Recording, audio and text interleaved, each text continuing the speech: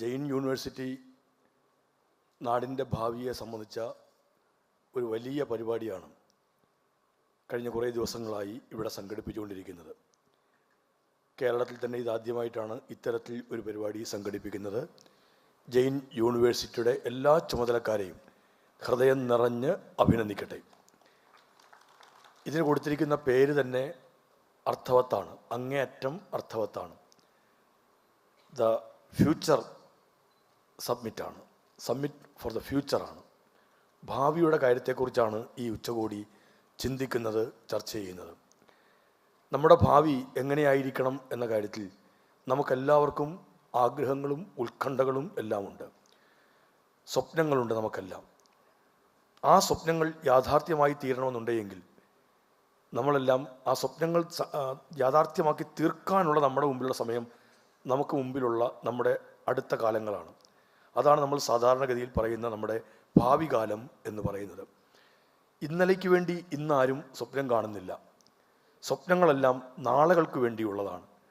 അതുകൊണ്ടാണ് നമ്മൾ ഭാവിയെക്കുറിച്ച് എപ്പോഴും ചിന്തിക്കുന്നുവെന്ന് പറയുന്നത്. ഇന്നലെയെ മനസ്സിലാക്കി ഇന്നിൻ്റെ യാഥാർത്ഥ്യം ഉൾക്കൊണ്ട് മാത്രമേ നമുക്ക് ഭാവിയെ എല്ലാ അർത്ഥത്തിലും രൂപപ്പെടുത്താൻ കഴിയുള്ളൂ. തീർച്ചയായിട്ടും ഈ ഉച്ചകോടി ഭാവിയെ അത്തരത്തിൽ തന്നെ കണക്കാക്കുന്ന ഒന്നാണെന്ന് ഞാൻ മനസ്സിലാക്കുന്നു. അതുകൊണ്ട് തന്നെയാണ് കൃഷി എന്നതിനൊരു പ്രാധാന്യം ഇവിടെ വരുന്നത്.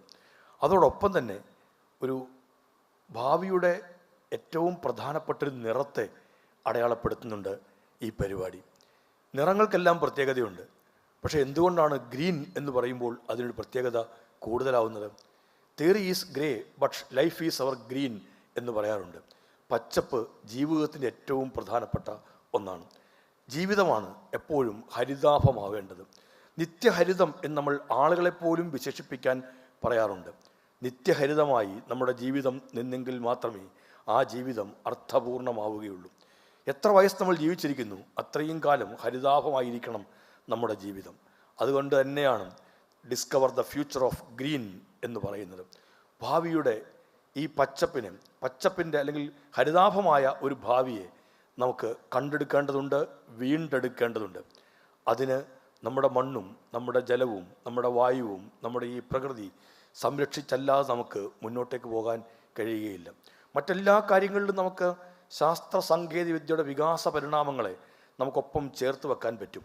ഇവിടെ ചേർത്ത് വെക്കണ്ടായെന്നല്ല, പക്ഷേ നമുക്കെല്ലാം ജീവിക്കാൻ ഈ ഭൂമിയല്ലാതെ വേറെ ഒന്നുമില്ല എന്നുള്ളതുകൊണ്ട് പ്രകൃതിയെ മറന്നുകൊണ്ടുള്ള ഒരു വികസനവും ആത്യന്തികമായി നിലനിൽപ്പിനും ഉപകരിക്കുക ചെയ്യുകയേ ഇല്ല. പ്രകൃതിയെ മറന്ന് മുമ്പോട്ടേക്ക് പോകുന്നതെല്ലാം അപകടത്തിൻ്റെ ആഴക്കയങ്ങളിലേക്കാണ് നമ്മളെ കൊണ്ടുവന്ന് എത്തിച്ചിട്ടുള്ളത്, ചാടിച്ചിട്ടുള്ളതെല്ലാം. തീർച്ചയായിട്ടും പ്രകൃതി എന്നത് ഏറ്റവും പ്രധാനപ്പെട്ട ഒന്നാവണം. മനുഷ്യനും പ്രകൃതിയും കേന്ദ്രബിന്ദുവാകുന്ന വികസനത്തിന് മാത്രമേ സുസ്ഥിരത പ്രദാനം ചെയ്യാൻ കഴിയുകയുള്ളൂ. ആ സുസ്ഥിരതയാണ് നമ്മുടെ നാടിന് അത്യന്താപേക്ഷിതമായിട്ടുള്ളത്.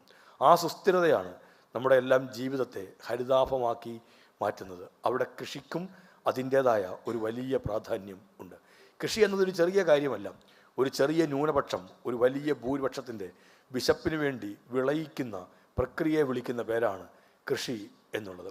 വിശപ്പിൻ്റെ പരിഹാരം കർഷകൻ്റെ അധ്വാനത്തിലൂടെ മാത്രമേ നടക്കുന്നുള്ളൂ. തൊട്ടു മുമ്പുണ്ടായിരുന്ന മീറ്റിങ്ങിലും ഞാൻ പറഞ്ഞു, ഇതുവരെയും ഒരു ക്യാപ്സൂളും കണ്ടുപിടിക്കപ്പെട്ടിട്ടില്ല നമ്മുടെ വിശപ്പിൻ്റെ ശാശ്വതമായ പരിഹാരത്തിന് വേണ്ടി.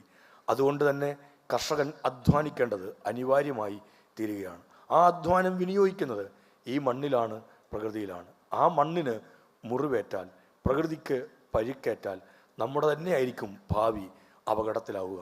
എങ്ങനെയാണ് നമ്മളുടെ ഓരോരുത്തരുടെയും ഭാവി, നമ്മുടെ എല്ലാം ഭാവി അഷ്ടബന്ധമിട്ട് ഉറപ്പിച്ചിരിക്കുന്നത് ഈ പ്രകൃതിയുമായിട്ടാണ്. നമ്മുടെ വായുവും നമ്മുടെ മണ്ണും നമ്മുടെ ജലവും വിഷമയമായാൽ നമ്മളിലേക്ക് ആ വിഷമെല്ലാം അരിച്ചരിച്ചരിച്ച് ഇറങ്ങുക തന്നെ ചെയ്യും. അപ്പോൾ നമുക്ക് പ്രകൃതിയിൽ നിന്ന് വേറിട്ട ഒരു ജീവിതമില്ല എന്ന് നമ്മൾ ബോധ്യപ്പെടും. ആതുരാലയങ്ങളിലെ വെന്റിലേറ്ററുകളിലേക്ക് ഓടി അടുത്തുകൊണ്ടിരിക്കുന്ന മലയാളി സമൂഹത്തിന് മുമ്പിൽ നമ്മുടെ ഭാവിയുടെ കാര്യം വളരെ വലിയ ചോദ്യങ്ങൾ ഉയർത്തുന്നുണ്ട്.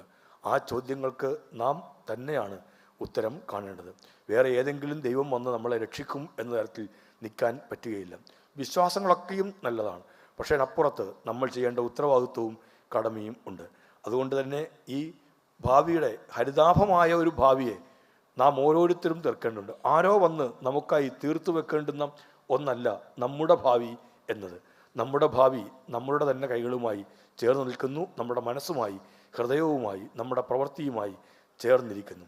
തീർച്ചയായിട്ടും അതിന് ഒരു വലിയ പ്രാധാന്യമുണ്ട് എന്നും ജെയിൻ യൂണിവേഴ്സിറ്റി കണക്കാക്കുന്നു എന്നുള്ളിടത്ത് നിന്നാണ് ഇത്തരത്തിൽ ഒരു ഹരിതാഭമായ ഭാവിക്ക് വേണ്ടിയുള്ള വർത്തമാനങ്ങൾ ഇതിൻ്റെ ഭാഗമാവുന്നത് എന്ന് ഞാൻ മനസ്സിലാക്കുന്നു.